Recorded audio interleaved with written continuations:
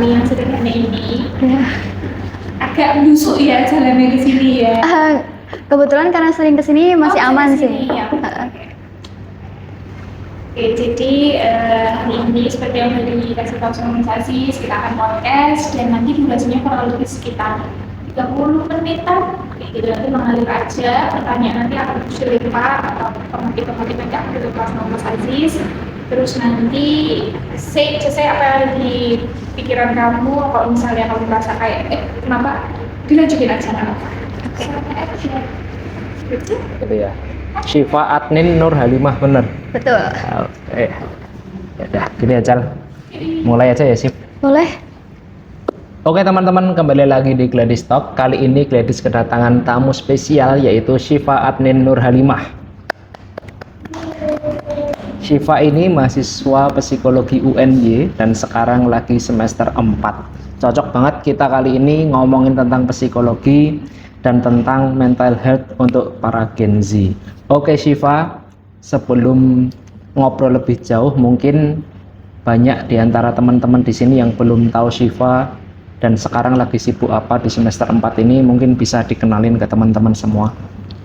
Oke, sebelumnya kenalin semuanya, aku di sini sebagai mahasiswa psikologi UNY ya. Kebetulan aku Syifa, panggilannya kadang Syifa, kadang juga kalau udah akrab jadi Cipa gitu ya. Kalau kesibukan sih masih sekedar kegiatan mahasiswa aja ya, kayak kuliah, terus mungkin ikut lomba kayak esai gitu, terus sama ikut organisasi aja sih, ngerjain event-event kayak gitu. Kesibukannya seputar itu aja sih. Oke, sama L enggak ya? Kebetulan habis prewed dia kemarin saya. Oke teman-teman, di antara banyaknya jurusan perkuliahan, kenapa akhirnya kamu ini memilih psikologi, Syif? Kebetulan karena aku orangnya cukup introvert ya, dan suka banget sama yang namanya observe orang. Dan aku melihat bahwa psikologi ini cocok untuk aku yang emang suka observe orang gitu. Jadi kayak, aku tertarik dan akhirnya join deh ke jurusan ini. Oke, tapi lama nggak proses kamu menemukan psikologi ini menjadi apa ya? Menjadi jurusan yang memang kamu minati, terus kemudian kamu dalami. Lama nggak prosesnya itu? Kalau ditanya proses lama atau enggak, tentunya itu relatif ya, kalau lama atau enggak. Cuman saya sih sangat menyadari bahwa proses itu cukup berarti buat aku ya, karena dari aku sendiri awalnya memang nggak tertarik ke psikologi. Jadi awalnya kayak aku tertarik masih ke arah ke manusia, jadi kayak kedokteran gitu. Cuman ternyata aku sadar bahwa aku nih kayak gampang capek, terus lebih suka observe daripada turun langsung gitu loh. Jadi kemudian kayak aku cari tahu tentang psikologi, terus ternyata psikologi menarik, dan ya ternyata setelah aku terjun lumayan cocok sih sama aku.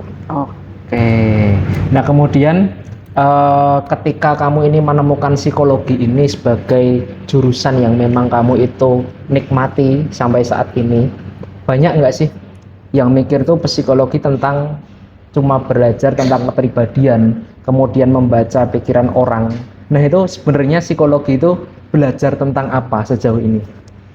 Jujur ini sangat-sangat ini ya, bahkan orang-orang tuh ketika tahu aku kayak, kamu jurusan psikologi, berarti kamu dukun ya, itu kayak itu biasa banget didengar, kayak kupingnya tuh udah pasti mereka mau ngomong ini lagi. Itu kayak kata pertama pasti coba dong tebak kepribadian aku. Padahal kan psikologi itu meskipun ilmu yang cukup kayak kesannya dukun gitu ya, tapi sebenarnya ini cukup ilmiah dan nggak bisa yang langsung aku kenal kamu sekali lihat terus langsung tahu kepribadian gitu. Psikologi itu lebih luas dari tentang membahas kepribadian doang ya. Jadi kita juga membahas, yang pertama sih kita terkait perilaku manusia. Terus gimana cara mereka berpikir, kayak secara kognitif, kemudian respon psikologis, respon patologis, kemudian juga reaksi fisik ketika mungkin terkait mental health yang kita bahas sekarang gitu. Dan juga kita sebetulnya psikologi ini ada dua penjurusan, yang mana nanti dia bisa ke arah industri sama ke arah klinis. Nah kalau industri sendiri itu dia masih terkait manusia ya, tapi dia lebih ke lingkup kerjanya. Jadi gimana dinamika di dunia kerja dan gimana cara motivasi manusia di lingkup kerja itu. Sedangkan kalau klinis sendiri itu nanti kita lebih membahas secara mentalnya, secara mental health, kemudian psikopatologisnya gitu. Jadi sebenarnya lebih luas dibandingkan dari perspektif orang yang cuman bilang psikologi itu cuman tentang kepribadian gitu. Oke, berarti kan kalau tadi pada ngomongin psikologi, kamu dukun ya. Berarti ini ya, psikologi itu ketika sekali ketemu, terus sekali ngobrol itu belum tentu bisa membaca sepenuhnya tentang kepribadian orang tersebut gitu ya, atau gimana? Betul, jadi proses ketika kita mendiagnosa seseorang, kita katakan dia memiliki sesuatu diagnosa, itu pun ada prosesnya. Bahkan ketika kita menjalankan sesi konseling itu nggak bisa hanya sekali satu sesi konseling terus kita diagnosa seseorang gitu. Jadi prosesnya kita observasi dulu, kemudian kita lakukan psikotes, kemudian kita wawancara, lakukan anamnesa atau anamnesa. Jadi sebenarnya banyak proses yang kita alami yang perlu kita banyak prosedurnya untuk kita akhirnya tahu bahwa apakah seorang ini memang bisa didiagnosa sebagai misalnya NPD yang Iya, orang iya. sering self diagnos ya belakangan ini kayak gitu. Tahu sih aku. Nah, kemudian Apakah self diagnos juga? nah, kemudian ini sih sampai semester 4 ini menurutmu matkul apa yang menurutmu paling menarik sejauh ini? Jujur kalau paling menarik itu banyak ya. Kayak banyak mata kuliah yang selama aku berjalan 4 semester ini tuh banyak yang menarik. Cuman ada satu mata kuliah yang ini sangat psikologis banget dan wah gacor sih gitu. Itu adalah mata kuliah konseling. Jadi ketika di mata kuliah itu kita diberikan kesempatan untuk kita melakukan konseling secara langsung. Jadi kita merasakan gimana caranya jadi psikolog. Dan ternyata ketika aku menjalani itu, wah jadi psikolog gak gampang ya gitu. Karena kita mungkin pandangan orang cuma kayak oh kita duduk terus pegang pensil, kertas, terus dengerin orang cerita. Tapi ternyata ketika kita duduk itu banyak yang kita alami. Prosedur yang harus kita jalani kayak misalnya oh aku harus tahu oh tadi dia melakukan secara verbal non verbalnya kayak gimana. Terus kira-kira nanti kita harus kasih assessment apa untuk bisa mengarah ke diagnosa dan lain sebagainya. Jadi pada saat itu tuh otak benar-benar panas mengebul gitu loh. Jadi cukup menarik sih ternyata. Oke, berarti ini ya menemukan apa ya istilahnya jawaban dari rangkaian jawaban-jawaban yang kamu tanyain kepada seseorang gitu ya. Betul. Oh, gimana sih caranya? Kebetulan karena jam terbang saya belum tinggi juga ya. Masih proses belajar. Jadi kalau untuk cara mungkin jangan terlalu di-spill ya. Kayaknya ini agak agak terlalu menjurus. Mungkin teman-teman yang pengen tahu caranya bisa join jurusan psikologi aja. Oke. Sebenarnya aku pengen juga sih tahu gitu tentang apa namanya tentang membuat diagnosis seperti itu. Tapi memang apakah bisa ketika dia itu nggak kuliah psikologi, tetapi nantinya belajar tentang psikologi, bisa nggak sih? Oke. Kalau apakah dia bisa belajar psikologi atau enggak? Bisa. Jawabannya bisa, tapi apakah dia bisa ahli dalam hal itu nggak bisa.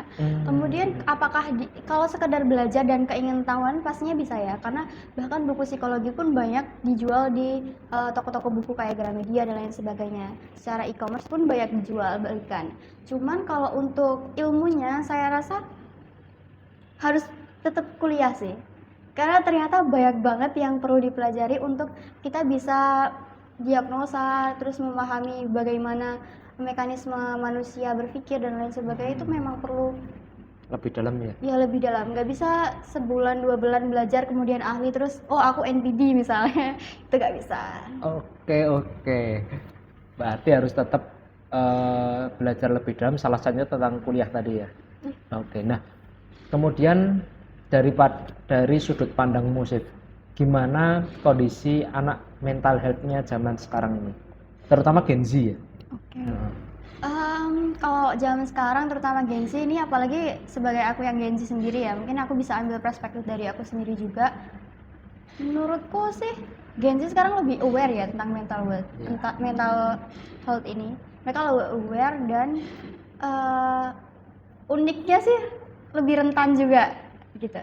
Jadi ketika individu itu aware tentang sesuatu, mereka juga ada potensi untuk lebih rentan, karena itu tadi emotional intelligence itu kan nggak mudah ya. Jadi menyeimbangkan antara kognitif emosional itu memang nggak mudah. Sehingga ketika kamu lebih aware tentang sesuatu, tapi itu jadi challenge juga untuk emosi kamu mengendalikan itu. Jadi kadang eh, anak zaman sekarang tuh self diagnose gitu. Iya. Nah, itulah yang membuat mereka lebih rentan sebetulnya karena jadi overthinking dan lain sebagainya. Betul. Ini enggak sih dia tuh karena informasi dari manapun diterima, jadinya self diagnose enggak sih? Ya, betul. Padahal ini ya menurutku diagnosa itu harus dari yang ahli gitu ya sih. Ya, Oke, aku pernah sih podcast sama namanya Inde. Inde. Iya, dia itu kena apa ya anxiety tapi yang parah. Anxiety Jadi, yang tingkat jadi dia beberapa kali ke rumah sakit jiwa juga dirawat di sana dan dia pun kalau dari Inde sendiri pun aku rasa kok aku beberapa ciri masuk juga ya tetapi sebagai pribadi kan nggak bisa nyimpulin gitu ya sudah. Oke, nah kemudian tentang sumber dari manapun tadi, apakah medsos punya pengaruh besar terhadap kesehatan mental anak muda zaman sekarang sih? Jawabannya iya banget ya. Jadi sangatlah berpengaruh itu tadi karena sumber semua sekarang itu baik itu Gen Z, milenial maupun Gen Alpha, Beta dan lain sebagainya semua dari sosmed. Karena kan sekarang eranya digital ya. Jadi semua itu berasal dari sosmed, internet, digitalisasi. Jadi ketika Gen Z itu nggak bisa mencari informasi yang ada dari internet, itu dia jadinya overthinking tadi, overclaim dan overdiagnose. Sehingga ketika dia kayak misalnya, kok kayaknya aku ada ciri-ciri ini, cari di Google tuh, di Google gini, ternyata aku depresi misal, waduh, aku ternyata depresi, aku harus gimana, harus ngasih tahu orang lain kah, atau kayak orang lain akan menganggap aku seperti apa. Nah, itu bahayanya adalah ketika dia sudah terlalu overthinking dan melabeli diri dia sebagai depresi, sehingga tadinya tuh dia nggak depresi sebetulnya, tapi karena dia sudah melabeli, jadi secara nggak langsung otak dan juga tubuh dia menganggap dia depresi. Jadi secara nggak langsung dia membuat diri dia sendiri depresi. Itu bahayanya dari sosmed sih, salah satu bahayanya. Aku setuju banget sih ketika terutama kan yang mempengaruhi kinerja badan kemudian otak kan pikiran yang pertama. Ya, betul. Ketika pikiran meskipun itu kecil tapi dilakukan secara terus-menerus lama-lama menguasai itu sih. Betul. Oke, nah itu tipsnya gimana biar nggak gitu sih? Biar nggak self diagnose. Iya. Kalau yang pasti ini harus secara gimana ya? Secara umum itu orang harus tahu bahwa kita tuh nggak bisa self diagnose yang pertama. Dan kalau misalnya udah tahu ciri-ciri kayak aku kayaknya ada gejala yang mungkin mengarah ke anxiety, itu langsung aja menghubungi ke profesional. Jadi jangan coba-coba untuk mendiagnos sendiri gitu. Kalau misalnya memang udah ada gejala, ya minta tolonglah sama profesional supaya lebih cepat ditangani dan juga nggak berakhir kalian harus berketergantungan sama obat gitu. Nah, ya tentang ketergantungan obat tadi ya, Chef. Beberapa temanku itu emang didiagnos seperti itu. Dan itu tuh harus ketergantungan obat untuk menenangkan dirinya. Nah, apakah obat itu tuh sampai seumur hidup mereka mengkonsumsi itu? Apakah bisa di tengah jalan mereka ketika sudah merasa tenang itu di stop obatnya atau gimana? Jadi cara kerja obat sendiri itu untuk memengaruhi hormon dia ketika dia memang dalam pada masa diagnos itu. Misalnya seseorang itu dinyatakan anxiety. Ketika dia nyatakan anxiety dan dia harus secara rutin minum obat, maka ketika dia di fase yang memang parah, ya dia harus secara mau tidak mau ketergantungan dengan obat itu, karena obat itu nanti yang akan meredakan hormon-hormon yang membuat dia jadi lebih anxiety dan mungkin dia akan jadi lebih tenang. Tapi ketika dia ada di fase stabil, itu bisa di stop. Tapi ketika dia kambuh lagi, nah itu baru mungkin dia konsumsi lagi. Jadi memang ada fase stabil. Tapi kalau misalkan dia di fase stabil itu bisa bertahan lama sampai sepanjang umur hidup, ya mungkin ada kemungkinan dia bisa berhenti untuk konsumsi obat. Oke, berarti ada harapan untuk teman-teman di luar sana tuh menemukan fase stabilnya itu ya, Sid? Betul. Tapi kita nggak tahu ya fase stabil itu seseorang berapa lama itu nggak tahu. Ya, karena memang dari seorang yang sebelumnya terdiagnos dan menuju ke fase stabil itu sulit sekali untuk mereka. Rasanya kayak perang sama diri sendiri itu kan sulit ya. Betul. Nah kemudian Gen Z tadi kan menurutmu lebih terbuka, lebih aware tentang kesehatan mental ya. Sedangkan ketika Gen Z itu sadar akan kesehatan mental dan semisal dia sakit gitu, itu kan nggak diterima sepenuhnya oleh generasi sebelumnya yaitu orang tuanya. Nah itu menurutmu gimana sih? Karena memang beberapa kasus tuh anaknya udah menerima, tetapi orang tuanya masih menganggap, oh ini nggak bisa nih, anakku nggak sakit gini nih. Itu gimana sih? Ya, ini sebetulnya stigma yang menurun dari generasi sebelumnya ya. Betul. Jadi generasi sebelumnya emang belum terlalu terbuka sama mental health ini, dan secara nggak langsung peran kita sebagai generasi muda pun juga harus ngasih tahu secara nggak entah itu secara implisit maupun eksplisit kepada generasi sebelumnya bahwa memang mental health ini tuh nggak bisa dianggap remeh. Dan mereka generasi sebelumnya kayak contohnya orang tua mungkin yang terdiagnosa tadi itu sering menganggap remeh bahwa enggak lah, masa gini doang sakit dulu. Misalnya kayak dulu mama aja kayak gini-gini, misalnya kayak gitu. Ya memang sering dianggap remeh ya. Caranya sih memudarkan stigma itu ya, dengan cara langkahnya kita sebagai generasi muda yang lebih aware harus lebih bergerak aja sih. Karena kita nggak bisa secara langsung mengubah persepsi mereka mau gimana pun juga, karena dari mereka kecil pun mental health ini belum terlalu dikenalkan gitu. Betul. Soalnya kan memang seringkali dianggap ketika konsul ke psikiater dianggap gila gitu ya. Betul. Oke. Nah kemudian menurut data nih Sif dari Indonesia National Adolescents Mental Health Survey atau INAMHS, 1 di antara 3 anak muda di Indonesia ini mengalami kesehatan mental atau diperkirakan setara dengan 15,5 juta remaja. Nah menurutmu tanda-tanda sederhana bahwa seseorang tuh mulai mengalami gangguan kesehatan mental tuh apa aja? Jadi kalau di kita tuh namanya adalah patologis. Patologis itu kondisi di mana dia tidak sehat atau tidak sehat secara jasmani, rohani gitu ya. Jadi tanda-tandanya biasanya ada perubahan sih.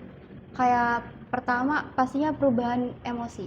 Mungkin sebelumnya jarang cranky, jarang emosi, tapi tiba-tiba jadi kayak emosi parah, atau kayak tiba-tiba bawaannya pengen marah aja gitu.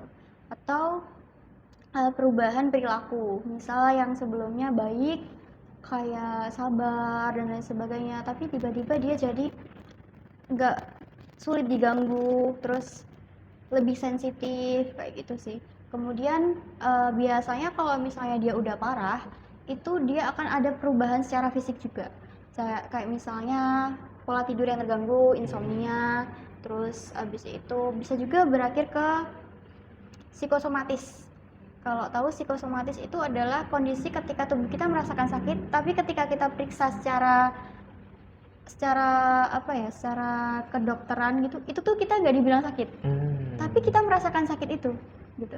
Jadi otak dia membuat dia merasakan sakit padahal dia tidak merasakan sakit apapun gitu.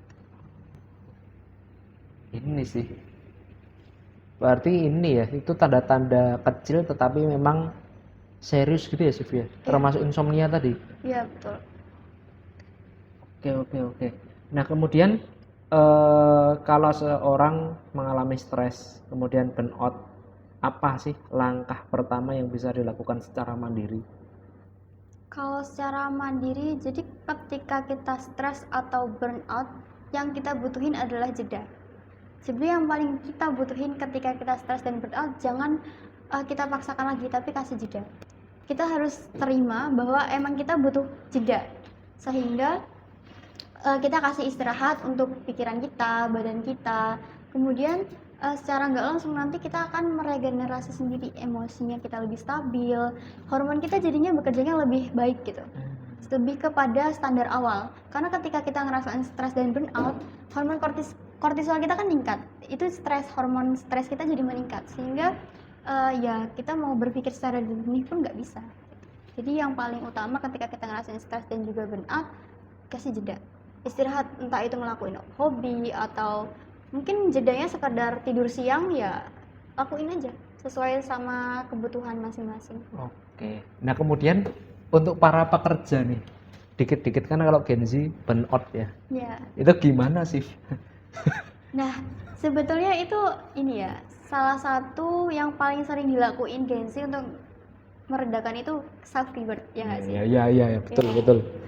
Menurutku sih self reward itu sangat membantu ya untuk meredakan burnout itu sendiri, karena kita secara sadar tahu bahwa kita sedang burnout, itu kan berarti awareness nih, self awareness kita udah bagus. Terus kita juga harus tahu gimana cara mengatasinya itu. Salah satunya dengan self reward itu tadi, dan kasih jeda sih. Yang paling penting tuh kasih jeda. Tapi kalau dikit-dikit ya merasa burnout, terus kemudian self reward dengan dalih self reward karena burnout, itu gimana?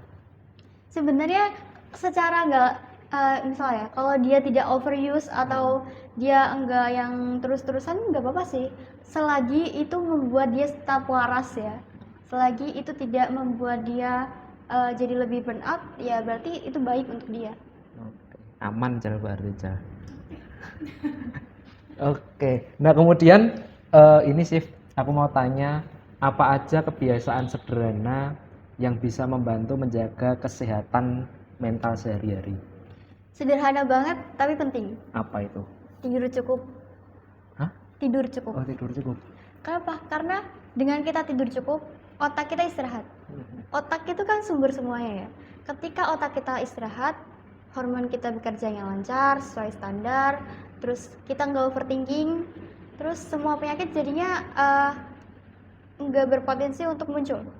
Entah itu penyakit secara mental maupun penyakit secara fisik. Jadi kebiasaan yang sering dianggap sepele, tapi ternyata sangat penting itu tidur cukup. Karena tidur adalah salah satu cara kita untuk mengistirahatkan secara penuh tubuh. Dari sistem semua yang ada di tubuh kita itu istirahat. Jadi simple banget sih, tidur yang cukup aja. Tidur yang cukup sama tidur yang berkualitas itu bedanya apa sih? Nah, kalau tidur yang berkualitas sama tidur yang cukup, ini orang sering Salah artikan gitu kan? bukan masalah artikan, tapi masih sering suka salah membedakan gitu. Kalau tidur yang cukup itu belum tentu berkualitas, tapi kalau tidur yang berkualitas sudah pasti cukup gitu ya. Nah, kondisi ketika kita mengalami tidur yang berkualitas itu adalah ketika kita masuk ke tahap REM. Jadi kita udah deep sleep dan itu semua regenerasi sel dan lain sebagainya itu bekerja, sehingga kita ketika bangun itu akan ngerasa fresh.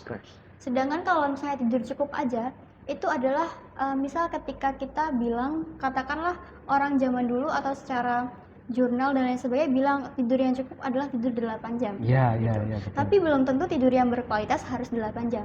Terkadang tidur yang cukup itu harus kita alami secara 8 jam, tapi dalam proses 8 jam itu hanya perlu 10 menit untuk kita dapat tidur berkualitasnya.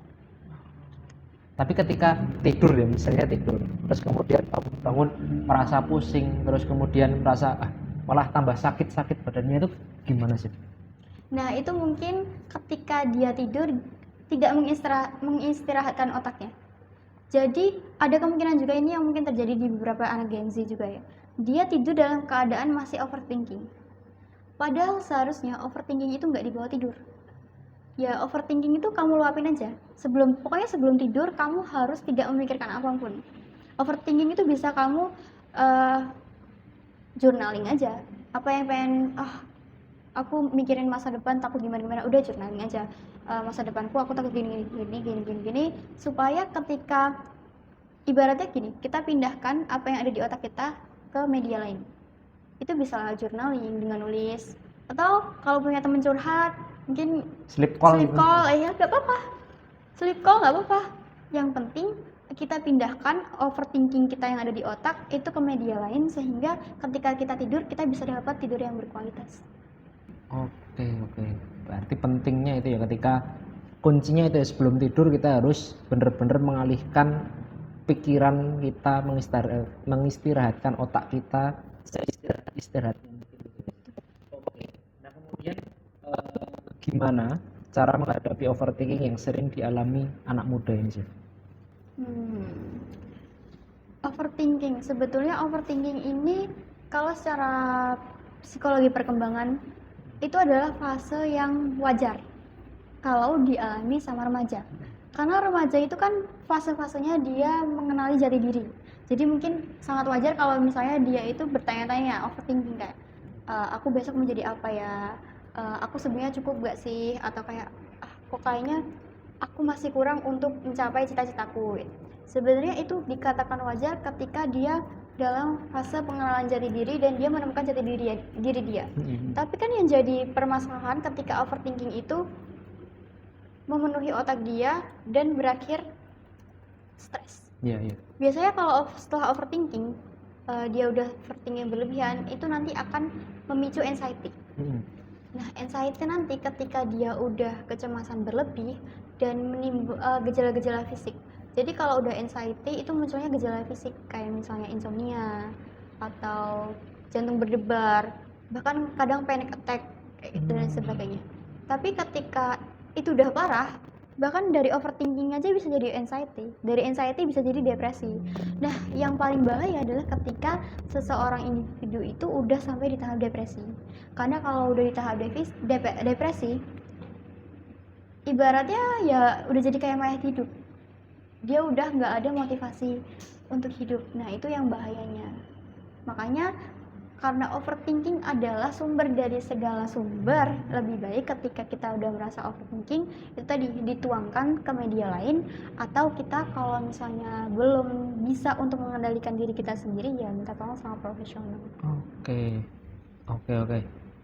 Dalam sih. Terus kemudian ini tentang minta tolong tentang sama profesional tadi aja. Nah, sebenarnya kapan seharusnya seseorang tuh mulai mencari bantuan profesional itu sih? Seseorang itu perlu meminta tindakan profesional ketika dia merasa bahwa dia nggak bisa menangani itu sendiri ya. Itu tadi kayak misalnya dia overthinking, tapi sebetulnya dia masih bisa menghadapi overthinking itu sendiri. Itu nggak apa, dia bisa handle sendiri dan nggak perlu ke profesional. Tapi ketika dia overthinking berlebihan dan nggak bisa mengendalikannya sendiri, maka disitulah tindakan profesional perlu. Jadi ketika mungkin Mas Aziz atau mungkin teman-teman yang lain merasa kayak kayaknya aku udah nggak bisa untuk menangani ini sendiri, nah nggak apa-apa banget untuk minta tolong sama bantuan profesional, karena nanti kalian tidak akan dijudge dan lain sebagainya. Nanti kalian akan kita bimbing untuk jadi jauh lebih aware aja sih, supaya overthinking itu bisa lebih reda. Oke, nah itu berarti ini ya sih termasuk ketika ada keinginan untuk melukai diri sendiri gitu ya. Betul. Nah kemudian sejauh ini kan berarti kamu semester 4 ya ini. Pernah nggak sih muncul momen itu selama kuliah yang bikin kamu mikir, ini psikologi itu ternyata penting banget buat kehidupanku sehari-hari? Itu kayak hampir setiap saat sih. Jadi semakin kita mempelajari, semakin sadar kalau ternyata memang psikologi itu ilmu yang membuat kita melihat berbagai perspektif. Rasanya kayak kita lagi ngeliatin mainan jalan gitu loh. Karena kita jadi lihat, dia ngelakuin ini karena ini, dia kayak gini karena ini. Dan kita jadi lebih peduli sama orang lain dan lebih tidak judgmental gitu. Karena kita bisa paham secara nggak langsung bahwa alasan kenapa dia ngelakuin itu gitu. Meskipun mungkin di mata orang lain dia melakukan hal yang salah, tapi terkadang ketika kita sudah mempelajari ilmu psikologi itu dan memahami perilaku manusia, kita jadi sadar bahwa ternyata semua itu terjadi karena ada alasan. Oke, nah, berarti kamu ketika misal nih lihat orang-orang di sini, bisa nggak sih menerawang gitu tanpa ngobrol dulu? Kalau misalnya itu salah satu teknik yang namanya observasi ya. Jadi kalau ditanya bisa atau enggak kita tanpa bertanya bisa, tapi perlu dikonfirmasi dengan bertanya. Jadi makanya ketika kita melakukan konseling atau lain sebagainya atau intervensi, itu terkadang kita observasi dulu. Nah, kita observasi, kita kasih catatan. Gini kemungkinan seperti ini, kebutuhan seperti ini.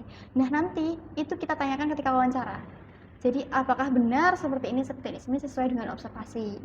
Nah, ketika udah antara observasi sama wawancara itu udah kongruen, nanti baru kita adain misalnya psikotes untuk lebih memperdalam diagnosis kayak gitu sih. Oke, berarti ini ya, teman-teman di sini tuh kalau kamu lihat sekilas gitu udah tahu gitu ya aslinya. Kalau udah tahu aslinya belum ya, tapi mungkin kalau misalnya aku observasi secara rutin, misal Iya. kayak 1 jam, tapi setiap hari ya, itu mungkin kan nanti kedapatan polanya. Jadi kita lihat pola, perilaku, dan lain sebagainya untuk ya jadi ada hipotesis itu tadi. Ini ngobrolnya jangan lama-lama aja. Oke, sip. Nah, kemudian setelah itu ini mungkin untuk teman-teman SMA, sip, adik-adik kita yang mau masuk psikologi, yang pengen masuk nih psikologi. Hal-hal apa aja yang perlu mereka siapin sejak saat ini, sip? Kalau yang paling penting dan pertama itu pasti nilai ya. Karena masuk psikologi atau mau masuk jurusan apapun itu pasti butuh nilai yang enggak sedikit, enggak kecil. Dan perjuangannya itu pun mati-matian secara akademik. Jadi yang paling pertama disiapkan adalah nilai dan juga prestasi. Untuk persiapan kedua itu mungkin adalah tingkatin empati. Kalau kata aku, karena psikologi ini ketika kamu nggak punya empati, kamu nggak cocok di sini. Iya. Jadi kalau misalnya kamu memang merasa bahwa kamu kurang empati, ya jangan terjun ke sini karena nanti kamu akan merasa nggak cocok dan perasaan salah jurusan itu sangat-sangat sering dialami oleh anak sekarang dan itu ternyata bisa membawa banyak hal yang kita nggak mau. Nah, persiapan ketiga mungkin biaya ya, karena cukup banyak kalau dikatakan untuk bisa, karena sekolahnya itu kan lama ya, sekolahnya lama dan kalian berhubungan dengan manusia yang mana kita harus memanusiakan sesama manusia. Iya, betul sekali. Nah, sehingga perlu banyak yang kita siapkan ketika kita berhubungan sama manusia. Entah itu kita perlu kasih reward atau lain sebagainya ketika masa perkuliahan. Terus Oke. Betul sih. Setuju aku. Kemudian ini pesan untuk teman-teman di luar sana yang mungkin saat ini sedang tidak baik-baik aja sih. kalau pesan aku sih, kalau lagi nggak baik-baik aja itu hal yang wajar ya. Ketika kamu ngerasa nggak baik-baik aja, itu bukan berarti kamu lemah. Ketika kamu ngerasa nggak baik-baik aja, itu berarti ada yang salah dari diri kamu dan kamu perlu memperbaiki itu. Jadi nggak usah takut untuk memperbaiki hal yang memang perlu diperbaiki. Kamu bisa minta bantuan profesional dan nggak usah takut sama pandangan orang lain. Karena ketika kamu takut sama pandangan orang lain, itu kamu nggak berani untuk melangkah lebih jauh untuk berprogres lebih baik. Nah, itu yang menghambat kesembuhan kamu. Jadi ketika kamu merasa nggak baik-baik aja, carilah teman terdekat, dan kalau misalnya kamu memang nggak bisa menangani diri sendiri atau nggak punya orang terdekat, kamu bisa ke profesional. Oke, gitu teman-teman yang merasa saat ini nggak baik-baik aja, pokoknya yang tahu diri kalian tuh ya kalian sendiri gitu ya, Sif. Oke, kemudian yang terakhir, Sif, pesan untuk teman-teman adik-adik di sana yang masih bingung mau kuliah jurusan apa. Kalau kalian bingung mau pilih jurusan apa, yang pertama itu adalah kenali diri sendiri dulu. Dan kalau misalnya kalian udah kenal diri sendiri tapi kalian nggak yakin, kalian bisa jalani psikotes minat dan bakat. Nah, ketika kalian menjalani psikotes minat dan bakat, itu kalian akan ditunjukkan kalian berpotensi di bidang mana. Nah, itu nanti bisa disesuaikan sama minat kalian. Nah, ketika nanti kongruen, kalian bisa lebih condong ke mengarah jurusan itu. Tapi kalau misalnya kalian merasa kok kayak minat sama bakatnya kok beda, nah itu nanti kenali diri kalian lagi secara fisik, secara mental, kalian lebih cocok di mana, secara kepribadian dan lain sebagainya. Karena lagi-lagi terkait jurusan itu balik lagi ke diri kalian sendiri, kalian yang ngalamin, kalian yang ngejalanin. Jadi yang paling pertama perlu kalian lakuin adalah kenali diri sendiri dan kenali apa yang cocok buat kalian. Oke, keren teman-teman. Jadi usahakan kalian tuh mengenali diri kalian sendiri dan nggak perlu overthinking ya, Sif. Karena memang setiap orang tuh ada masanya sendiri-sendiri, teman-teman. Kalian tuh nggak bisa seperti hidup ini seperti perlombaan yang start harus sama dan finish harus berebut gitu, nggak bisa ya, Sif. Karena memang kehidupan tuh punya jalannya sendiri-sendiri itu, teman-teman. Dan ketika jalan teman-teman yang di luar sana lebih apa ya, lebih maju dari kalian tuh nggak serta merta kalian nggak bisa seperti teman-teman di luar sana. Mungkin kalian hanya butuh waktu untuk bisa malah lebih baik daripada teman-teman di luar sana. Oke Shift, terima kasih sudah mampir ke Gladys. Senang sekali rasanya Gladys bisa ngobrol banyak tentang psikologi ini bersama Syifa, dan semoga obrolan kali ini bisa bermanfaat untuk teman-teman semua. Tetap positif dan terima kasih. Terima kasih. Aduh.